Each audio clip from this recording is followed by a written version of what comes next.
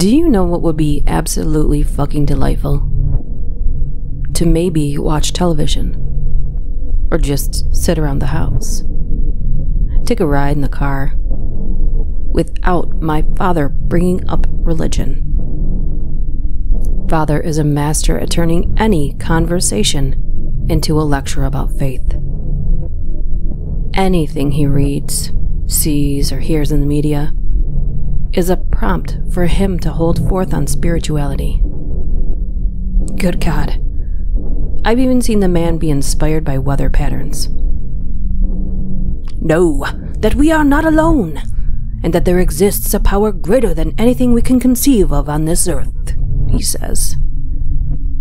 Know that the courage of faith is a bravery surpassing that of the assembled armies of the earth, he says. Faith will be tested, he says. Faith will be rewarded, he says. And says, and says, and says. Please don't misunderstand me. I am a believer. I have been brought up in the faith and strive to adhere to it.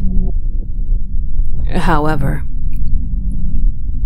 I find it increasingly difficult to be a blind follower. For if we fear to ask questions of faith, is that not an admission of doubt?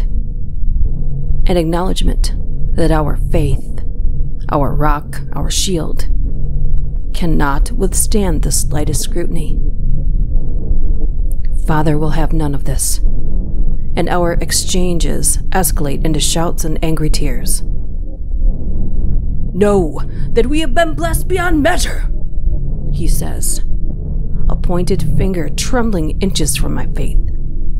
Never forget, boy! Still, my questions persist. Lately, they grow in number. Forgive me, I don't mean to be so critical of my father. He is unshakable in his belief, and that can be inspiring. I think of my mother's recent passing. Any man less devout might have abandoned his convictions, strayed from his path. Not my father. I'll also admit that to those not ceaselessly subjected to his spoutings, Father is quite charming.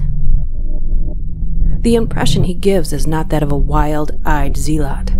He's patiently persuasive and has a certain charisma. Several people in our town have come round to his way of thinking, and they include some of our more notable residents. Elected officials, captains of industry, members of law enforcement. Good friends to have. I can see many of them now, as Father and I enter the clearing in the woods behind our home. Some avert their eyes. They're new. Others offer a friendly wave and a warm smile. Father's at it again, telling me about the demands of faith and the comfort that awaits after our earthly trials have ceased. A comfort no less than eternity. All this talk about religion goes a long way toward explaining why my sister is bound upon the altar, crying and begging to be let go. Faith will be tested, he says. Faith will be rewarded, he says. Faith